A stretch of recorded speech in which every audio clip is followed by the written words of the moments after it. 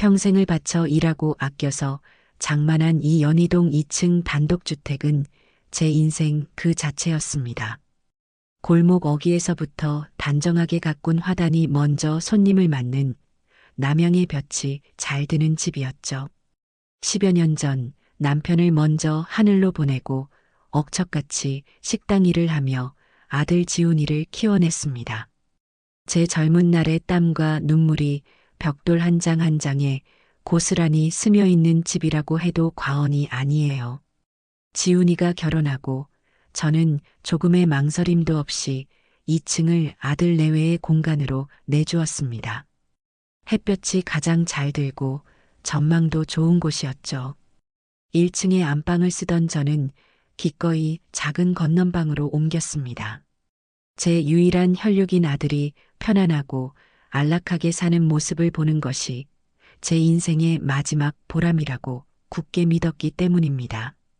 매일 새벽 5시면 눈이 떠졌습니다. 부지런히 쌀을 씻어 밥을 안 치고 구수한 냄새가 나는 된장찌개를 끓이는 것으로 제 하루는 시작되었어요. 아들 내외가 출근한 뒤 집안 구석구석을 쓸고 닦으며 반질반질 윤을 내는 일상은 고데기보다 성스러웠습니다. 이 집은 제 유일한 왕국이었고 저는 그 왕국을 지키는 충실한 여왕이었지요. 퇴근한 아들 지훈이가 현관문을 열며 엄마 나왔어 하고 외칠 때 그리고 제가 차려준 저녁상에 앉아 역시 엄마 밥이 최고야 라며 엄지를 척 세울 때 저는 세상의 모든 시름을 잊을 수 있었습니다. 물론 며느리 민서는 조금 달랐어요. 그 아이는 고맙다는 말에 늘 인색했습니다. 마지못해 어머니 잘 먹었어요 라고 인사하는 그 짧은 순간에도 그 얼굴에는 감사가 아닌 의무감만이 스쳐 지나갔죠. 하지만 저는 애써 그 미묘한 표정을 외면했습니다. 요즘 젊은 아이들이 다 저렇지 세대가 다르니 표현 방식이 서툰 것뿐이라고요.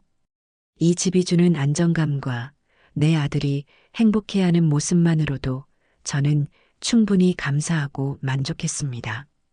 이 집은 제 고단했던 청춘에 대한 보상이자 꺾이지 않았던 제 인생의 자부심 그 자체였습니다. 그날은 유독 하늘이 맑았던 토요일이었습니다. 모처럼 아들 내외와 오붓하게 저녁 식사를 하고 싶다는 생각에 이른 아침부터 마음이 분주했지요. 단골 정육점에 들러 지훈이가 가장 좋아하는 소갈비를 두툼한 놈으로 끊어왔습니다. 찬물에 몇 시간을 담가 핏물을 빼고 직접 강판에 곱게 간 배와 양파, 마늘을 넣어 달콤한 양념장을 만들었어요. 정성껏 만든 양념이 갈비 속까지 깊이 스며들도록 하나하나 칼집을 내재어두는 동안 저는 다가올 저녁 시간을 상상하며 혼자 미소 지었습니다. 오후 내내 부엌에 서서 물을 큼직하게 썰어 넣고 뭉근한 불에 갈비찜을 졸여냈습니다.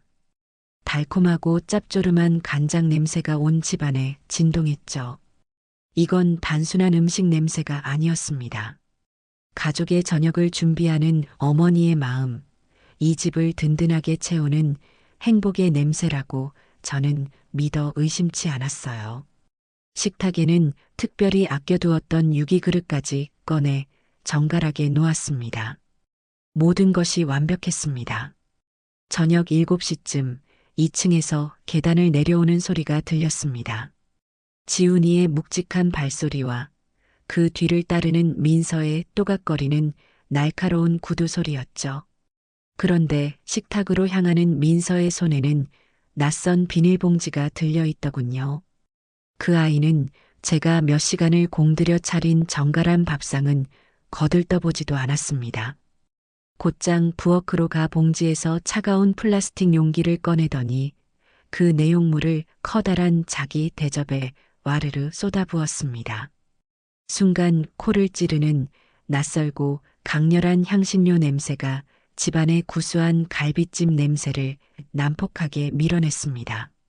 시뻘건 기름이 둥둥 뜬 정체 모를 음식, 마라탕이었습니다.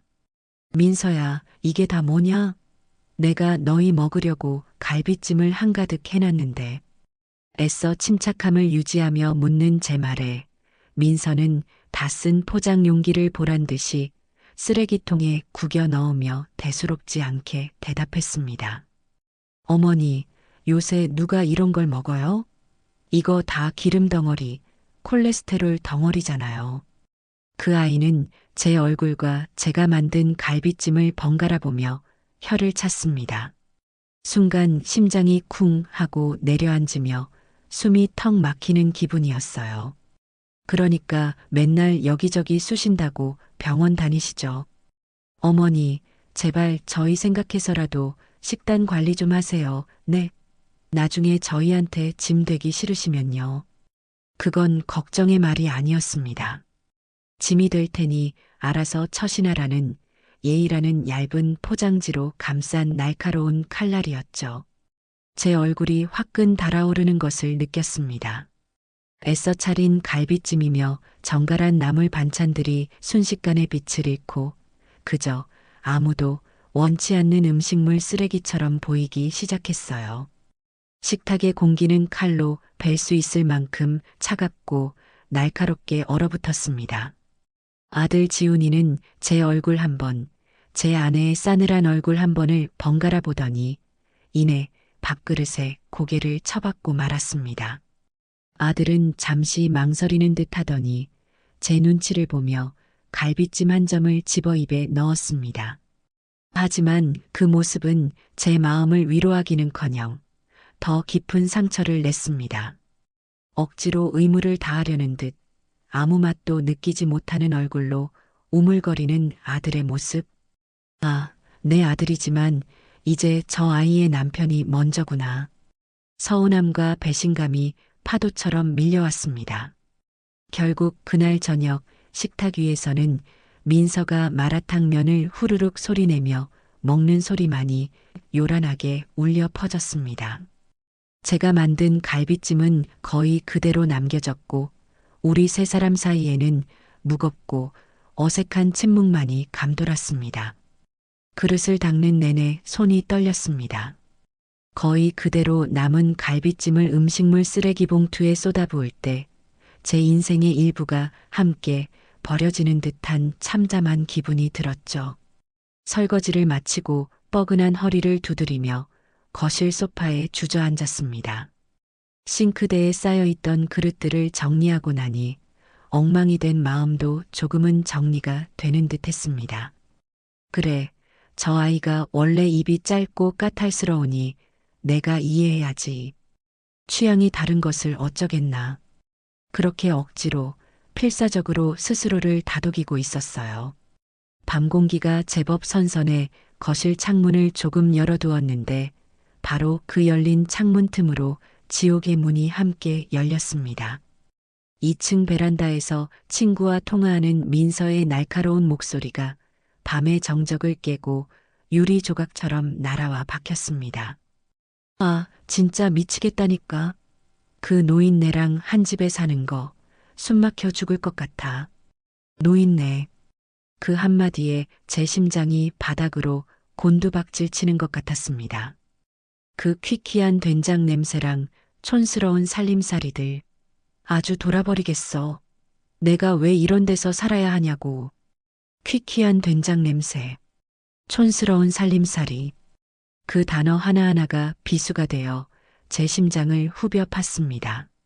손발이 싸늘하게 식고 귀에서 윙하는 이명이 들리기 시작했어요. 제 평생의 삶의 방식과 취향이 통째로 부정당하는 순간이었습니다. 그 집만 아니었으면 진작에 우리 힘으로 대출받아서 강남으로 갔지. 남편은 저 집 때문에 독립할 생각도 안 한다니까? 저 집이 무슨 감옥이야, 감옥. 내가 전생에 무슨 죄를 지어서 이런 시집살이를 하는지 몰라. 감옥. 내 평생의 자부심이, 내 아들의 안식처가 저 아이에게는 벗어나고 싶은 감옥이었습니다. 호흡이 가빠지고 눈앞이 흐릿해졌습니다. 제발, 제발 거기서 멈추어다오. 속으로 애원했지만 세상에서 가장 끔찍한 소원이 제 귀에 날아와 박혔습니다. 아, 진짜. 확 불이라도 나든지 아니면 저 노인네가 그냥 집 팔고 요양원이라도 들어가면 소원이 없겠다. 소원이 없겠어. 불이 나든지 요양원이라도 들어가면. 그 마지막 말들이 제 머릿속을 거대한 망치처럼 후려쳤습니다. 내 평생의 자부심이 불타 없어지거나 나의 존재가 요양원에 처박혀야 저 아이의 소원이 이루어지는 것이었습니다. 손에 들려있던 따뜻한 찻잔이 어느새 제 손의 감각을 떠나 바닥으로 떨어졌습니다. 쨍그랑 날카로운 파열음이 거실을 울렸지만 그 소리조차 제 귀에는 닿지 않았습니다. 내 안의 세상이 먼저 박살나며 무너져 내리고 있었으니까요. 아, 내가 지은 이성은 나만의 착각이었구나. 나는 여왕이 아니라 그저 감옥을 지키는 늙은 간수였을 뿐이었구나. 뼛속까지 시린 한기가 등골을 타고 올라와 온몸을 휘감았습니다. 발밑에 흩어진 찻잔의 파편처럼 제 자부심과 인생도 그렇게 산산조각 나 있었습니다. 바닥에 흩뿌려진 찻잔의 파편들은 단순히 깨진 사기 조각이 아니었습니다. 그것은 산산조각 난 제 70평생의 믿음이자 갈기갈기 찢어진 제 자부심의 잔해였지요. 얼마나 그렇게 넋을 놓고 앉아 있었을까요? 발목계에 날카로운 사기 조각이 스쳤지만 아픔조차 느껴지지 않았습니다. 등골을 타고 오르던 뼛속 시린 한기는 어느새 몸 전체로 퍼져나가 제 안의 모든 감정을 서서히 얼려버리고 있었습니다. 눈물은 단 한 방울도 흐르지 않았어요. 뜨거운 눈물은 슬픔과 억울함의 표현이지만 지금 제가 느끼는 이 감정은 그런 단어로 표현할 수 있는 것이 아니었습니다. 그것은 거대한 배신 앞에서 모든 것이 텅 비어버린 차가운 공허였습니다. 밤새 저는 소파에 화석처럼 굳어 앉아 있었습니다. 어둠이 짙게 내린 집안은 죽음과도 같은 고요함에 휩싸였고 그 정막 속에서 며느리 민서의 목소리가 귀신처럼 제 귓가를 맴돌았습니다. 노인네, 퀴퀴한 된장 냄새, 촌스러운 살림살이, 감옥, 요양원. 그 단어들은 이제 단순한 소리가 아니라 제 살갗에 새겨진 지워지지 않는 낙인처럼 느껴졌습니다. 처음에는 분노가 치밀어 올랐어요. 당장 2층으로 뛰어 올라가 저 아이의 머리채라도 잡고 소리치고 싶었습니다. 내가 너희를 위해 어떻게 살았는데 내가 감히 나에게, 이 집에게 이럴 수 있느냐고 따지고 싶었죠. 하지만 이내 깨달았습니다. 그런 감정적인 대응이야말로 저 아이가 바라는 것일지도 모른다는 것을요. 상처받고 절규하는 제 모습을 보며 역시 저 노인네는 구식이야라며 속으로 비웃을지도 모를 일입니다. 아니, 분명 그럴 겁니다. 그 순간 치밀어 오르던 분노는 차갑게 식기 시작했고 그 자리에는 얼음처럼 냉정한 이성이 들어섰습니다. 그래, 소리를 지르고 싸우는 것은 하수나 하는 짓이다. 진정한 복수는 가장 완벽한 무관심과 철저한 고립으로 이루어지는 법이니까요. 동이 트기 시작하며 창밖이 희미하게 밝아왔습니다. 그 빛은 희망의 빛이 아니었습니다. 그것은 제가 세운 차가운 계획의 시작을 알리는 신호탄이었죠. 소원?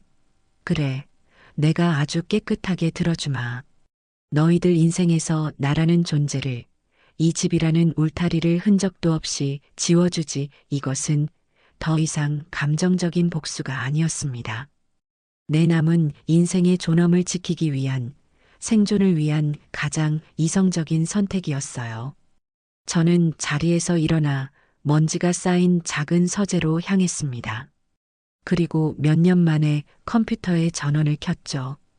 한참을 버벅거리며 인터넷 검색창을 열었습니다. 그리고 그 안에 제가 아는 모든 단어를 쳐넣기 시작했습니다. 부동산 급매, 내용 증명 효력, 자식 상속 포기, 안전한 노후 주거. 밤새 제가 떠올린 생각들을 구체화하기 위한 정보를 닥치는 대로 읽어내려갔습니다. 주상복합 아파트의 보안 시스템 등급, 은행 VIP 고객의 자산관리 서비스, 심지어 접근금지 가처분 신청 방법까지. 제 머릿속은 점점 더 명확하고 정교한 계획으로 가득 차기 시작했습니다. 저는 더 이상 상처받은 늙은 어머니가 아니었어요. 인생의 마지막 전투를 준비하는 냉철한 전략가였습니다. 모든 정보 수집을 마친 아침, 저는 전화기를 들었습니다. 그리고 동네에서 가장 신속하고 일 처리가 깔끔하기로 소문난 대박 부동산의 김 사장에게 전화를 걸었습니다. 평소라면 안부를 묻고도 남았을 테지만 그날 제 목소리에는 어떤 감정도 실려 있지 않았습니다. 사장님, 저 연희동 2층 주택 주인입니다. 아이고, 사모님, 이른 아침에 어쩐 일이세요? 별일 없으시죠? 아드님 사업은 잘 되시고요? 김 사장의 활기찬 목소리가 수화기 너머에서 들려왔습니다. 저는 그의 안부를 가볍게 무시하고 본론으로 들어갔습니다. 집을 팔아야겠습니다. 아주 급하게요. 네, 집을요? 그 좋은 집을 갑자기 왜? 혹시 아드님 사업에 무슨 일이라도? 김 사장의 목소리에 당황한 기색이 역력했습니다.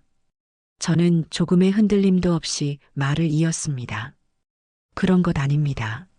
제 개인적인 사정입니다. 묻지 마시고 시세보다 조금 싸게 내놓더라도 가장 빨리 현금화할 수 있는 조건으로 진행해 주세요. 열흘 안에 잔금까지 모두 치를 수 있는 매수인을 찾아주시면 좋겠습니다. 열흘이요? 사모님, 그건 너무.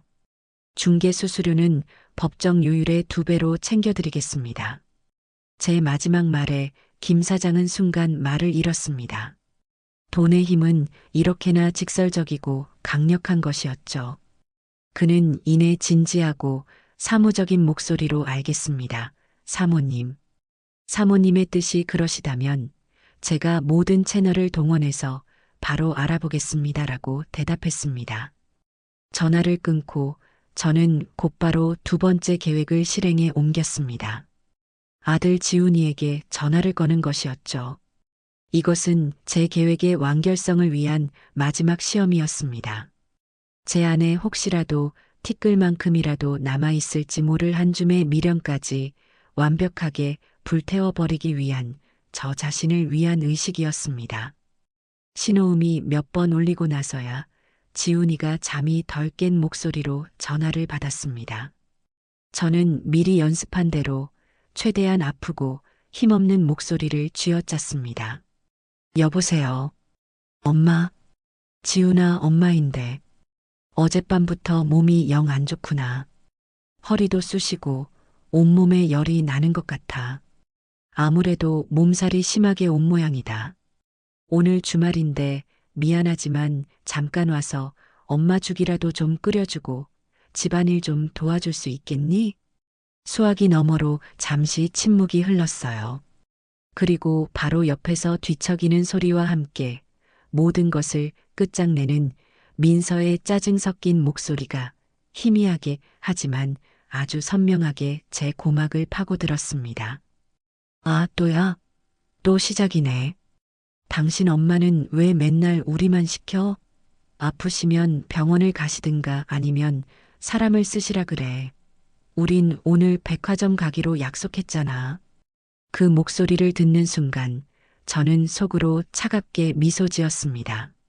제 계획이 완벽하게 옳았음을 다시 한번 확인시켜주는 목소리였으니까요. 지훈이는 잠시 머뭇거리더니 이내 제 가슴에 마지막 확인 도장을 찍는 말을 내뱉었습니다. 어머니, 죄송해요. 제가 오늘 민서랑 미리 해둔 약속이 있어서요. 많이 아프시면 병원에 가보세요. 제가 저녁에, 아니, 내일 다시 전화드릴게요. 딸깍. 전화가 끊겼습니다. 저는 아무 표정 없이 통화 종료 버튼을 확인하고 곧장 전화번호부에서 내 아들이라고 저장되어 있던 지훈이의 번호를 찾아 망설임 없이 삭제했습니다. 손가락으로 버튼을 누르는 그 짧은 순간 수십 년간 저를 얽매었던 모성의 사슬이 끊어지는 소리가 들리는 듯 했습니다. 이제 정말로 모든 것이 끝났고 새로운 시작을 할 시간이라는 것을 알 수 있었죠. 거울에 비친 제 얼굴에는 눈물도 슬픔도 없었습니다. 그저 모든 것을 체념한 듯한 낯선 여자의 차가운 얼굴만이 저를 바라보고 있었습니다. 그날 이후 모든 것은 제가 계획한 대로, 아니 그 이상으로 신속하게 진행되었습니다. 마치 잘 짜인 각본의 톱니바퀴들이 딱딱 맞아 돌아가는 것 같았죠. 부동산의 김 사장은 이틀 만에 전화를 걸어왔습니다. 그의 목소리는 평소보다 훨씬 더 흥분되어 있었어요. 마침 근처에 사옥을 구하던 유망한 IT 회사가 있는데 제 집을 아주 마음에 들어 한다는 것이었습니다. 위치나 구조도 좋지만 무엇보다 주변 시세보다 저렴한 금매라는 점과 소유주인 제가 빠른 거래를 원한다는 점이 그들의 요구와 완벽하게 맞아떨어졌다는 것이었죠. 사모님, 이쪽에서 가격을 조금 더 낮추는 대신 계약과 잔금 처리를 일주일 안에 끝내자고 합니다. 법무팀까지 대동해서 바로 계약하자고 하는데 어떻게 할까요? 김 사장의 제안은 제게 더할 나위 없이 좋은 조건이었습니다. 망설일 이유가 없었죠. 그렇게 하시죠. 내일 바로 계약 진행해 주세요. 다음 날 부동산 사무실에서 만난 매수인은 30 중반쯤으로 보이는 젊은 대표와 감정 없는 얼굴의 변호사였습니다. 그들은 제게 가벼운 목례를 했을 뿐 어떤 개인적인 질문도 하지 않았습니다. 그들에게 이 집은 그저 그들의 사업을 위한 공간, 하나의 자산일 뿐이었죠. 저 역시 마찬가지였습니다. 더 이상 내 자부심도 내 인생도 아닌 그저 현금으로 교환될 연희동 XX번지 부동산일 뿐이었어요. 변호사가 내민 두꺼운 계약서를 저는 꼼꼼히 읽어내려갔습니다. 제 평생의 재산이 걸린 일이니 허투루 할 수 없었죠. 모든 조항을 확인한 뒤 저는 제 이름 석 자를 쓰고 수십 년간 제 모든 것을 증명해 주었던 인감도장을 꺼내 들었습니다. 묵직한 인주를 꾹 눌러 찍는 순간 쿵 하는 둔탁한 소리가 사무실에 울렸습니다. 그것은 단순한 도장 소리가 아니었어요.